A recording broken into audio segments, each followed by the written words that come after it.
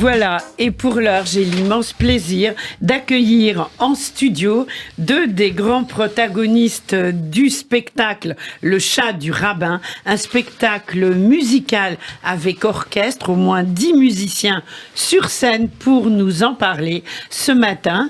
Benjamin El Arbi, qui est co-directeur de la compagnie des frivolités parisiennes et bassoniste, est avec nous. Bonjour. Bonjour. Ainsi que Pascal Néron à la mise en scène. Bonjour également. Bonjour Lise, merci de nous recevoir. Alors, c'est un vrai plaisir. J'ai savouré le spectacle. C'est un spectacle magnifique, extrêmement musical. 10 musiciens sur scène, c'est quand même énorme. Et c'est presque du rarement vu, parce qu'en général, il y a pas autant de sur un spectacle comme celui-là. C'est tiré on peut dire des 3 premiers albums du Chat du Rabbin de Johann Sfar. Alors, comment est-ce que toute l'aventure a commencé ? L'aventure a commencé parce qu'on cherchait... on cherchait une matière contemporaine pour créer de la musique et créer de l'opéra, du spectacle musical. Oui. Benjamin m'a fait part de son envie de travailler sur Le Chat du Rabbin. On l'a lu ensemble, on en a beaucoup parlé. Et en fait, c'est venu tout simplement de là. On cherchait à parler d'humanité, à parler d'amour, à parler de... C'est réussi. Merci. De liens entre les gens. On voulait parler de vivre ensemble, on voulait parler de communication, on voulait parler de tout ça. Et l'œuvre de Johann Sfar parle de tout ça. Donc ça nous a paru être un bon point de départ, une bonne matière de départ. Alors justement, Benjamin El Arbi, vous êtes fan de Johann Sfar et du Chat du Rabbin ? Oui, c'est vrai que quand j'ai lu cette BD, quand j'étais un peu plus jeune, le propos m'a tout de suite touché. Après, il y a eu beaucoup d'adaptations, notamment au cinéma. Au cinéma, oui. Et c'est vrai que c'est resté dans un coin de ma tête. Et donc, les Frivolités Parisiennes, nous sommes une compagnie qui défend un genre qui est l'opéra comique, donc qui alterne le parler et le chanter. Vous avez des voix tous, mais c'est incroyable, quoi. Alors, ça, je tiens à le dire. Non, je non, pas vous, j'ai dit l'équipe. Ce qu'on entend sur sûr. Scène, c'est un bonheur, quoi. Naïma Naouri, Richard Delestre, Jean-Michel Fournereau et Sinan Bertrand qui chantent. Voilà, et en fait, l'opéra comique, on a souvent l'habitude de s'appuyer sur des livrets qui sont, somme toute, très intéressants, mais qui ne nous touchent pas obligatoirement, parce qu'ils sont loin. Et avec ce Chat du Rabbin, comme disait Pascal, on a une matière contemporaine pour raconter une histoire qui nous touche tous et toutes, d'ailleurs les plus petits et les plus grands, parce qu'il y a vraiment il y a plusieurs grilles de lecture dans ce Chat du Rabbin, et on le sent, et depuis quelques soirs, voilà, on a de plus en plus d'enfants dans la salle, et on entend des rires, et on entend des réactions de la part de tous les publics. Et donc c'est vraiment très très très intéressant pour nous. Bien sûr. Alors justement, donc, qu'est-ce qui a peut-être, Pascal Néron, été le plus compliqué à mettre en scène ? Racontez-nous un petit peu. Le défi de monter une BD, c'est de raconter la BD sans se coller à la BD. Oui. Nous, la différence avec l'objet livre et l'objet BD, plus que le livre d'ailleurs, qui n'a pas d'image. Là, la différence, c'est qu'on va humaniser l'action. Là où vous allez la rendre réelle. La rendre humaine, mais humaine, texturée, humaine, avec des vrais humains qui vont la faire. Alors moi, je peux dire quelque chose. Moi qui suis fan aussi depuis le début du Chat du Rabbin et de ce que fait Johann Sfar, bien sûr, qui est d'ailleurs souvent venu à ce même micro, eh bien, il m'est arrivé, en regardant le spectacle, quelque chose qui n'arrive pas systématiquement, c'est-à-dire que quand on lit un livre ou une BD, on se fait son film dans la tête. Eh bien, ce que j'ai vu sur scène correspondait à ce que j'avais eu dans la tête en lisant la BD. Ça, c'est très fort. C'est très, très fort. Les personnages sont incarnés. C'était tout le défi, Lise, de cette chose-là. C'est réussi. C'est d'essayer de comprendre. On se connaît pas avec Johann, à vrai dire. Mais d'essayer de comprendre le sens et la substance de ce qu'il avait voulu, j'espère, raconter pour le rendre en scène. Oui, bien sûr. Comme musicalement d'ailleurs, parce que la partition de Mathieu Michard continue vraiment, je trouve, cette incarnation. Alors, parlez-nous de la musique, justement. Alors, en fait... Alors, vous-même, vous êtes bassoniste. Oui, je suis bassoniste. Oui. Donc Mathieu Michard, qui travaille avec nous depuis assez longtemps, était, je pense, la personne la mieux placée pour travailler sur ce projet. Et donc Mathieu a beaucoup lu, s'est beaucoup inspiré, voilà. Et en fait, dans sa partition, il a voulu convoquer des mémoires. Donc, en traversant plusieurs styles des styles comme la musique arabo-andalouse, le foxtrot des années 20, quand cette scène du restaurant, etc.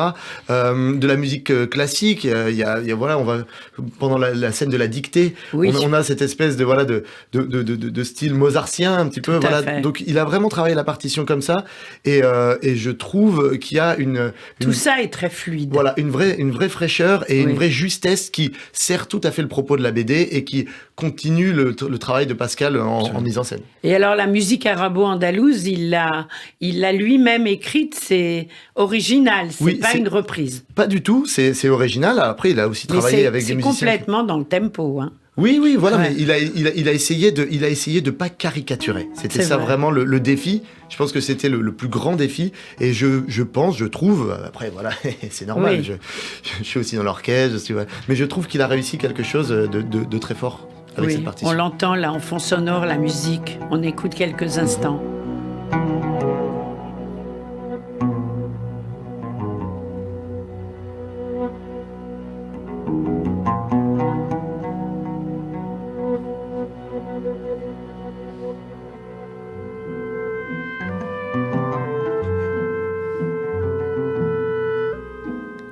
La musique du Chat du Rabbin, une musique inédite et originale qu'on retrouve sur la scène du Théâtre de l'Œuvre jusqu'au 25 septembre. On va donner quand même, si vous êtes d'accord, alors pour réserver, on va tout simplement sur le site du Théâtre de l'Œuvre qui est dans le 9e arrondissement, et c'est la compagnie Les Frivolités Parisiennes. En studio avec moi, Benjamin El Arbi et Pascal Néron. Alors, moi, j'ai beaucoup aimé ces 10 musiciens sur scène, parce qu'ils participent. Ils participent, ils parlent un peu, ils dansent, ils bougent. Ils ont un vrai bonheur à échanger et à être sur scène. Et ça, c'est rare. Bah oui, je pense que c'est rare. Les musiciens qui ont du plaisir à jouer, c'est pas rare, mais non, en tout cas, qui participent au spectacle et qu'on voit. Vous voyez, c'est différent. Bien entendu. Ça, c'est une petite spécificité des Frivolités Parisiennes. C'est arrivé très tôt dans des spectacles où nous sommes retrouvés sur scène et où les metteurs en scène avec qui on travaille, dont Pascal Néron, ont commencé à vraiment vouloir s'amuser de ça et surtout de ne pas nous faire disparaître. Il n'y a rien de pire qu'un orchestre sur scène qu'on cache. Donc, il a fallu travailler. On a vraiment beaucoup évolué, je trouve, au fil des spectacles sur ça. Et aujourd'hui, on a vraiment des musiciens qui ont une appétence pour ça.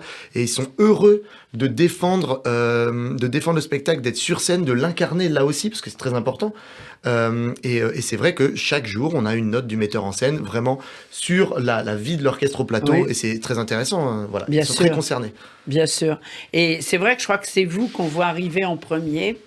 Et il y a un vrai jeu avec la salle également, donc c'est vraiment à découvrir. Alors, on parle des décors, Pascal Néron. On parle des décors, Cacilda Desazar au décor, Nathalie Cabrol à la vidéo, Sabine Schlemmer en costume, comme ça j'aurais cité tout le monde, et Elisa Millot et Florent Jacob aux lumières. On parle des décors, il y a une idée toute simple en fait au départ, c'est, on parlait de la BD tout à l'heure, comment s'éloigner de la BD sans pour autant l'oublier, et on a décidé, moi j'avais envie de partir d'une page blanche, en me disant on va construire avec les spectateurs, on va construire cette histoire-là. Donc on est parti avec Cacilda Desazar d'une page blanche. Donc c'est une espèce de tour de Babel, de ville qui se construit, qui peut être Alger, qui peut être Paris, qui peut aussi être... On est quand même en Orient. Hein. On est en Orient, on est en Orient très clairement. Il y a Paris aussi. Mais il y a voilà, et puis sur cette ville, voilà, qu'on a voulu multiculturelle, qu'on a voulu participative, qu'on a voulu partager. Eh bien, vous avez partagé. On traverse avec les vidéos de Nathalie Cabrol des ambiances. On est à la fois dans une habitation d'Alger dans les années 30, on est à Paris dans les années 30, on est dans le désert, on traverse ce que Johann Sfar nous a proposé de traverser aussi. Exactement. Sans jamais s'éloigner du travail de Johann Sfar. C'est bien vraiment l'idée de base, le spectateur qui vient au théâtre. Mais vraiment, ça incarne la BD, quoi. Vous avez mis sur scène ce qu'on lit Est-ce qu'on a du plaisir à lire et donc à regarder avec votre spectacle? Alors, il y a une chose qui m'a frappée, c'est Slabiak, c'est Neïma Naouri. Absolument. Mais c'est incroyable, elle ressemble à la jeune femme qui est dans la BD, tout bêtement. Oui. Mais c'est incroyable à ce point-là. Alors Neïma, quand on l'a vue en audition, enfin quand on s'est rencontrés pour préparer le rôle, Neïma, elle connaît très bien le Chat du Rabbin. Bah oui. C'est une BD qui existe dans sa famille depuis très longtemps, qu'elle a lu, et elle avait je dois dire, une envie, une appétence de découvrir ce rôle-là, qui n'est pas un rôle facile, parce que c'est un rôle qui, sur ses premiers tomes, est un rôle d'une jeune fille qui devient femme, donc c'est pas si, voilà, c'est pas si simple, et elle l'a découvert pris à bras le corps avec un plaisir qui est palpable. Qui est palpable, je trouve, absolument. Exactement. Absolument. Et d'où est venue cette idée de réunir les 3 thèmes des 3 premiers albums pour en faire un spectacle? Sur les 11 tomes que constitue le Chat du Rabbin, les 3 premiers sont, à mon sens, les plus dramaturgiques, c'est-à-dire ceux qui peuvent servir un propos. Oui. En l'occurrence, moi, j'ai choisi de raconter sur ces 3 premiers tomes le trajet d'un homme, d'un rabbin, voilà, qui à travers ses rencontres, avec évidemment du surnaturel, avec un chat qui parle, prioritairement, mais le chat, il est extraordinaire. Voilà, Richard de l'Est, avec toutes ces rencontres, ouvre sa conscience, s'ouvre aux autres, s'ouvre au monde. C'est un petit peu ce qu'on m'a raconté. Et donc la fin du 3e tome se termine par un prêche qui existe. Je précise d'ailleurs que dans l'adaptation que j'en ai faite, tout le texte, c'est Johann Sfar. Il n'y a pas un mot qui est en dehors de Johann Sfar. C'est Johann, c'est vraiment l'écriture de Johann qui est vraiment, je trouve, un formidable écrivain. Et je te le dis, Johann, mais écris pour le théâtre parce qu'il ne reste plus que ça. Non, mais continue aussi la BD. Bon. Et aussi la BD. Voilà. Et donc on est parti des 3 premiers tomes puisque ça me semblait être le plus. Alors le premier, c'est le Chat du Rabbin. Le deuxième, c'est la Bar Mitzvah. Et le 3e... Le cousin Malka. Voilà. Donc, pour retrouver cette atmosphère qu'on aime tant en la lisant, il faut aller voir le spectacle. Alors, je sais que vous allez faire une tournée après. Absolument. C'est jusqu'au 25 au Théâtre de l'Œuvre, dans le 9e à Paris. Et la tournée, après, c'est... La tournée en collaboration et en coproduction avec la Clé des Champs. Oui. Et ce sera une tournée dans toutes les Hauts-de-France. On commence à Saint-Omer le 2 décembre. Après, on sera à Los et à Abbeville en février et en mars, et puis ensuite la saison prochaine. Eh ben voilà, et on attend le retour à Paris pour en reparler, on attend impatiemment. En attendant, on y court jusqu'au 25 septembre, on peut même y aller en famille. Hein. Oui, surtout. On peut complètement y aller en famille, à partir de 6-7 ans. Hein, voilà, c'est ce que j'aurais dit.